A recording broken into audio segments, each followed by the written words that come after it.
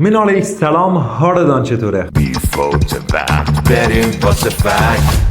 هر کدام از این کارا رو من میکردم میگفتن یارو شیشه میکشه، ولی چون آدمای معروف دارن این کارا رو میکنن هیچ کس هیچی بهشون نمیگه. تازه میگن وای چنی کیوت، چنی جالب، چنی جذاب.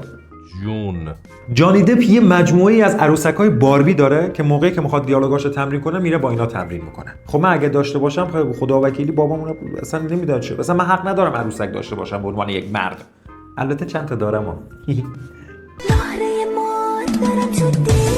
نیکولا تسلای بزرگ که خیلی اصلا میپرستنش میگه من خیلی کبوترها رو دوست دارم و حتی با یکی از کبوترها یه مدتی رابطه عاطفی داشتم. داداش ما با خانواده‌مون رابطه عاطفی نداریم تو خانه. تو چجور با یک کبوتر تانستی به این ارتباط و این سطح از رفاقت برسی؟ تو اصلا مختری، تو نباید آتو آشغال بکشی. بده چه جوری کردی با خودت؟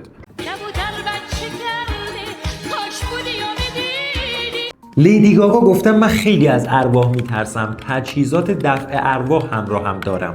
به قرآن من همین الان فهمیدم دفع ارواح تجهیزات داره. یه پولی دست دانه خوشی زده زیر دل دان، نمیدانین چجوری خرجش بکنین. به خدای ما رو مسخره کرده. حالا ببین جاستین بیبر خوشگل جاستین بیبر یه بار تو حراجی موهای سرشه $40,000 فروخته. آقا جاستین سفیده، خوشگله، توپله، خواننده، صدای خوبی داره، اصلا همه اینا رو بذار کنار. خودش هم اون فروخته داده به خیریه، اینا نداد، اصلا کار نداریم. خب پوفیوزی که خریدی الان چه میکنی با اون موها؟ دقیقاً چه حسی بهت میده؟ او پشم با موی من فرق میکنه؟ به قرآن فرق نمیکنه، یکیه. نهایتا او شامپو کلیر اصلی زده، من فرعی و شبنم تخم مرغی. $40,000 هزینه زندگی 90 ساله منه با تمام دفع و حرکت تفریحی ها، یعنی اشغال بکنم همه چی هم خرج بکنم. سیسماس. شما آیا عادت عجیب و غریبی دارین؟ تو کامنت ها برامون بنویسین. نترسین از قضاوت ها، همه یه عادتی دارن که حال میکنه.